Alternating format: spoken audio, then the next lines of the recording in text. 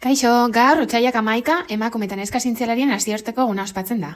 Emakumeek zientzian duten parte hartzea aldarrikatzeko.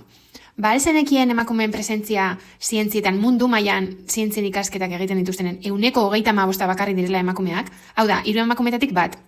Hala ere, bidea eraikitzen ari gara hau aldatzeko. Zergatik gertatzen da hori? Genero desberdintasuna jaiotzatik hasten direlako, eta hezkuntza eta gizarte estereotipoek aukera eta erabaki horiek baldintzatzen dituzte. Emakumeek unibertsitateko tituluen 60% lortzen badute ere, zientzia arloetan 100% asko jaisten dira. Joera horiek oztopatzen dituzte, erreferente femenino faltak, historiako aitorpen eskasak, eta horiek izango lirateke arrazoi nagusiak. Gaur egun, mundua eraldatu duten emakume zientzialaria gogoratzen dira, eta ezagutarazten dira baita. Eta hau, zergatik gertatzen dela uste duzue? Zientzian, emakume gutxiago aritzeko joera ez da emakumeek gaitasun gutxiago dutelako gertatzen, ez dago oinarri biologikorik. Gehienetan, faktore sozial eta kulturalek eragin handia izaten dute gure ikasketak edo lanbidea aukeratzerako orduan. Izan ere, bokazioa eta ikasketak aukeratzea ez da bakarrik pertsona baten erabakia. Familia, eskola, gizartea eta genero estereotipoek eragin handia izaten dute. Besteak beste, familien egoera sozioekonomikoak, gurasoen hezkuntza mailak eta sinesmen edo itxaropenak eragin handia izango dute gure ikasketak edo lanbidea aukeratzerakoan. Gainera, guraso edo ingurunearen portaerak ere desberdinak izan daitezke neskak edo mutilaren arabera zientzia ibilbidearekiko, eta honek asko baldintza dezake gure erabakia. Horregatik, beharrezkoak dira emakume zientzialari erreferenteak bai irakaskuntzan eta bai eguneroko bizitzan, estereotipoetatik urrundu eta zientzian nesken parte hartzea sustatzeko. Izan ere, komunitate zientifikoan ere, beste arlo askotan bezala, emakumeak ez gaude berdintasun egoeran oraindik. Diskriminazioa pairatzen dugu, ez da iritzi bat, errealitate bat da.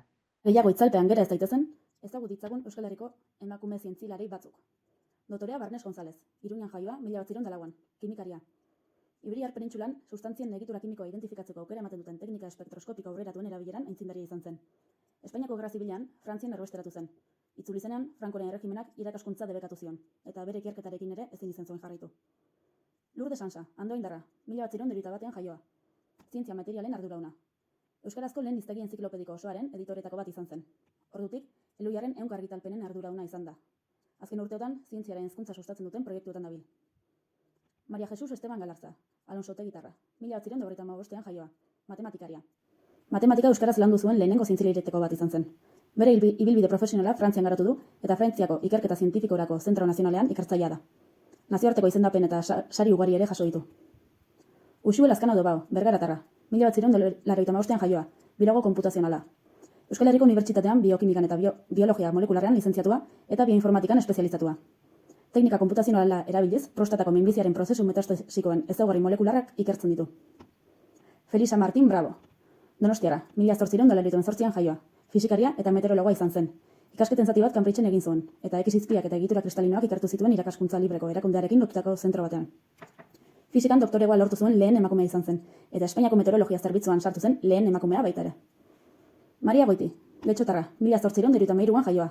Irakaskuntza libreko erakundearekin lotutako irakasle, idazle eta ikertzaile izan zen. Diktadura hasi zenean, literaturako irakasle kargua utzi eta ikerketara dedikatu zen. Espainiako balada tradizionalaren modelo analitikoa euskal baladan aplikatuz. Emakumeen eskubideen defentsa izan zen bere beste pasioetako bat. Urteen joan denboraren zama, uragazia edan